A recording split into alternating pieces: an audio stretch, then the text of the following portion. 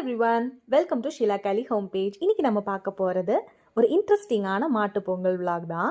பொங்கல் வந்து as usual போல் எல்லார் வீட்லேயும் எப்படி பொங்கல் வைப்போமோ அது மாதிரி நாங்களும் பொங்கல் வச்சு ஜாலியாக செலிப்ரேட் பண்ணோம். அண்ட் மாட்டு பொங்கலுக்கு எப்போவுமே கொஞ்சம் ஸ்பெஷலாக பண்ணலாம் அப்படின்னு நினைப்போம். ஸோ அதனால் இந்த வருஷம் கொஞ்சம் ஸ்பெஷலாகவே வந்து பண்ணியிருந்தோம். இன்னைக்கு கொஞ்சம் மார்னிங் வந்து என் ஹஸ்பண்டுக்கு டைம் இருக்கவே அவர் கொஞ்சம் எனக்கு பிரேக்ஃபாஸ்ட்லாம் அவரே எல்லாமே செஞ்சு கொடுத்துட்டாரு.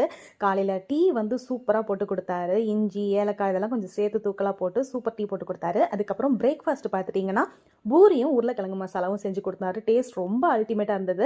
நான் எக்ஸ்பெக்டே பண்ணலை இவ்வளோ நல்லா வரும் அப்படின்னு. ஏன்னா அவர் மிளகாய் தூள், தக்காளி இதெல்லாம் சேர்த்து செஞ்சுருந்தாரு. நம்ம யூஸ்வலாக உருளைக்கிழங்கு மசாலாக்கு இது செய்ய மாட்டோம் இல்லையா? ஆனால் வந்து அவர் இதெல்லாம் போட்டு செஞ்சிருந்தாரு. பார்க்க சுமாராக இருக்க மாதிரி இருந்தது. டேஸ்ட் எப்படி இருக்குமோ அப்படின்னு யோசித்தேன். ஆனால் பரவாயில்லைங்க, சும்மா சொல்லக்கூடாது, ரொம்ப டேஸ்ட்டாக பண்ணியிருந்தாரு. சாப்பிட்டுட்டு நான் ரொம்ப நல்லா இருக்குது அப்படின்னோடனே அவருக்கு ரொம்ப ஹாப்பி ஆயிடுச்சு. ஈவினிங் போல் நம்ம மாட்டுத் தொழுவத்துக்கு போயிட்டு அங்கே போய் பொங்கல் வைக்கலாம் அப்படின்னு பிளான் பண்ணியிருந்தோம். ஸோ என்னோட ஹஸ்பண்ட் வந்து முன்னாடி அங்கே எல்லாம் ப்ரிப்பேரும் பண்ணி வச்சுட்டு இருந்தாரு. ஸோ போகிற வழியில் பார்த்தீங்கன்னா இந்த ஏரியா வந்து குதிரை சந்தல்னு சொல்லுவாங்க. இங்கே வந்து சின்ன பிள்ளைங்கள்லேருந்து பெரியவங்க வரைக்கும் பார்த்தீங்கன்னா மாடெல்லாம் கட்டி எடுத்துகிட்டு போயிட்டு இருந்தாங்க. நல்லா அழகாக பொட்டெல்லாம் வச்சு அந்த கலர் பொடியெல்லாம் போட்டு பலூன்லாம் வந்து கட்டி கொண்டு போயிட்டு இருந்தாங்க. மஞ்சு வரட்டு நடந்ததா என்னன்னு எனக்கு சரியாக தெரியல. பட் எல்லார் கையிலையுமே வந்து இந்த பொங்க பானை, தாம்பாளத்தட்டு இதெல்லாம் வந்து கிஃப்டாக கொடுத்துருப்பாங்க போல். எல்லாருமே ரொம்ப ஹாப்பியாக அதை எடுத்துகிட்டு போயிட்டு இருந்தாங்க. பார்க்கறதுக்கே அவ்வளோ நல்லா இருந்தது. ஏன்னா நிறைய மாடை வந்து ஓட்டிகிட்டு போயிட்டே இருந்தாங்க. ஸோ ஃபைனலி மாட்டு தொழுவத்துக்கு வந்தாச்சு. அங்கே என்னோட ஹஸ்பண்ட் ஆல்ரெடி போய் எல்லாம் ப்ரிப்பேர்லாம் பண்ணி வச்சுட்டாரு. மாட்டு தொழுவத்தை நல்லா சாணம் போட்டு மொழுகி அழகாக கோலம்லாம் போட்டு எல்லாம் ரெடி பண்ணி வச்சிட்டோம். இனிமேல் பொங்கல் வைக்கிறதுக்கு ஸ்டார்ட் பண்ணிட வேண்டியது தான்.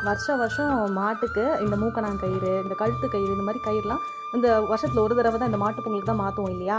இப்போ மாற்றினா அடுத்து அகைன் நெக்ஸ்ட் மாட்டு பொங்கலுக்கு தான் மாற்றுவோம். எல்லாம் அழகாக குளிப்பாட்டி அப்புறம் பொட்டெல்லாம் வச்சு எல்லாம் ரெடி பண்ணி வச்சுருந்தோம். அண்ட் அது மட்டும் இல்லாமல் வீட்டிலேருந்து போகும்போதே மாலையெல்லாம் வாங்கிட்டு போயிருந்தோம். ஸோ எல்லா மாலையுமே மாடுக்கு எல்லா மாட்டுக்கும் போட்டுவிட்டு அழகு பார்த்தோம். ரொம்ப அழகாக இருந்தது, பார்க்குறதுக்கு ரொம்ப க்யூட்டாக இருந்த மாதிரி இருந்தது. கல்லெல்லாம் எடுத்து வச்சு அங்கே அழகாக ஒரு கோலம் போட்டு அடுப்பு வைக்கிறதுக்கு எல்லாமே செட் பண்ணி வச்சாச்சு.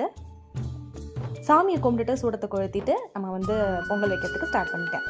நம்ம ஃப்ரெஷ்ஷாக நம்ம மாட்டுக்கிட்டேருந்து கறந்த பாலை ஊற்றி அழகாக சக்கரை பொங்கலுக்கு வைக்கிறதுக்கு ஸ்டார்ட் பண்ணியாச்சு. போன உடனே பொங்கல் வைக்கும்போது நமக்கு ரொம்ப ஈஸியாக இருக்கிற மாதிரி இருக்கும்.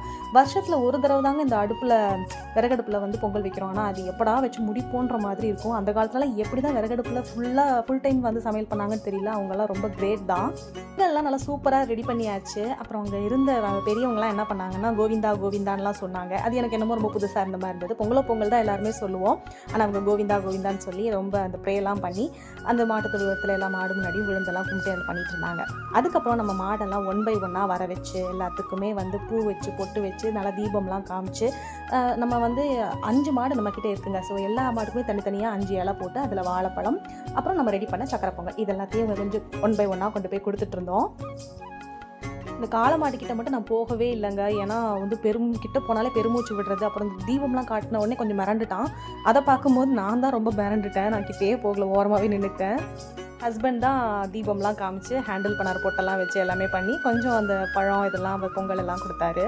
பொங்கல்லாம் சூப்பராக வச்சு எல்லா மாட்டுக்கும் கொடுத்து வந்த எல்லாருக்குமே வந்து பொங்கலையும் கொடுத்து ஷேர் பண்ணி சாப்பிட்டு என்ஜாய் பண்ணினதில் ரொம்ப லேட் ஆகிடுச்சு, நைட் டைம் ஆகிடுச்சு. ஸோ வீட்டுக்கு வரும்போதே நாங்கள் A to Bலேயே எங்களோட டின்னரை வந்து ஃபினிஷ் பண்ணிட்டோம். சிம்பிளாக இட்லியும் சாம்பாரும் மட்டும் வாங்கி சாப்பிட்டுட்டு வீட்டுக்கு ரிட்டர்ன் ஆகிட்டோம். ஸோ இதெல்லாம் முடிச்ச கையோட நெக்ஸ்ட் டே பார்த்தீங்கன்னா கரிநாளுக்கு எங்கள் வீட்டில் சிம்பிளாக என்ன பண்ணியிருந்தேன் அப்படின்னு மட்டும் ஷேர் பண்ணுறேன். கரிநாளுக்கு பார்த்தீங்கன்னா ரைஸ் வச்சாச்சு, கூடவே ப்ரான் தொக்கு மாதிரி செஞ்சு வச்சாச்சு. அது கூடவே பார்த்தீங்கன்னா மட்டன் லிவர் பெப்பர் ஃப்ரை மாதிரி செஞ்சுருந்தோம். கூடவே ரசம் அண்ட் ஆம்லேட் செஞ்சு ரொம்ப சிம்பிளாக செஞ்சு சூப்பராக சாப்பிட்டோம்.